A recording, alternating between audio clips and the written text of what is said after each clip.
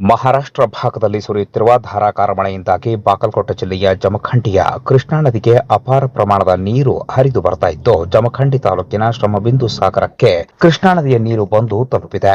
ಇನ್ನು ಶ್ರಮಬಿಂದು ಸಾಗರವನ್ನ ನಿರ್ಮಾಣ ಮಾಡುವುದಕ್ಕೆ ಪ್ರಮುಖ ಪಾತ್ರವನ್ನ ವಹಿಸಿದಂತಹ ದಿವಂಗತ ಸಿದ್ದು ನ್ಯಾಮಗೌಡರಿಗೆ ಜಲನಮನವನ್ನ ಅರ್ಪಿಸಲಾಯಿತು. ಸಿದ್ದು ನ್ಯಾಮಗೌಡರ ಕನಸಿನ ಶ್ರಮಬಿಂದು ಸಾಗರ ಬ್ಯಾರೇಜ್ ಇಂದು ಸಂಪೂರ್ಣವಾಗಿ ಮೈದುಂಬಿ ಹರಿತಾ ಇದ್ದು, ಕೃಷ್ಣಾ ತೀರದ ರೈತರಲ್ಲಿ ಸಂತಸ ಮೂಡಿದೆ. ಸಾವಿರಾರು ರೈತರ ಶ್ರಮದಾನದ ಮೂಲಕ ಭಾರತದಲ್ಲೇ ಪ್ರಥಮ ಬಾರಿಗೆ ನಿರ್ಮಾಣಗೊಂಡ ಖಾಸಗಿ ಬ್ಯಾರೇಜ್ ಇದು. ಮತ್ತೆ ಕೃಷ್ಣಯ್ಯ ಒಡಲಿಗೆ ಜೀವವ ತುಂಬುವುದಕ್ಕೆ ಸಾಕಷ್ಟು ಶ್ರಮವನ್ನ ವಹಿಸಿದ್ರು ಅಂದಿನ ಕಾಲದಲ್ಲಿ ಕೃಷ್ಣಾ ತೀರದ ರೈತರು. ಮಳೆಯ ಕೊರತೆಯಿಂದ ಬೆಳೆ ಹಾಗೂ ಕುಡಿಯುವ ನೀರಿನ ಬಗ್ಗೆ ಆತಂಕದಲ್ಲಿದ್ದ ರೈತರಿಗೆ ಬ್ಯಾರೇಜ್ ಈಗ ತುಂಬಿ ಹರಿತಾ ಇರುವುದು ಹೊಸ ಭರವಸೆಯನ್ನ ಮೂಡಿಸಿದೆ. ಈ ಹಿನ್ನೆಲೆಯಲ್ಲಿ ಜಿಲ್ಲಾ ಯೂತ್ ಕಾಂಗ್ರೆಸ್ನ ಅಧ್ಯಕ್ಷ ಕುಮಾರ್ ಆಲ್ಗೂರ್ ಅವರ ನೇತೃತ್ವದಲ್ಲಿ ಸಿದ್ದು ನ್ಯಾಮಗೌಡ ಅಭಿಮಾನಿಗಳು ಬ್ಯಾರೇಜ್ ಬಳಿ ತೆರಳಿ ಅವರ ಭಾವಚಿತ್ರಕ್ಕೆ ಪೂಜೆ ಸಲ್ಲಿಸಿ ಕೃಷ್ಣಾ ನದಿಗೆ ಜಲನಮನ ಅರ್ಪಿಸಿದರು. ರೈತರಿಗಾಗಿ ತಮ್ಮ ಜೀವವನ್ನೇ ಮುಡುಪಾಗಿಟ್ಟು ಬ್ಯಾರೇಜ್ ನಿರ್ಮಾಣಕ್ಕೆ ಮುಂದಾಳತ್ವ ವಹಿಸಿದ್ದ ದಿವಂಗತ ಸಿದ್ದು ನ್ಯಾಮಗೌಡರ ಸೇವೆಯನ್ನ ಸ್ಮರಿಸಲಾಯಿತು.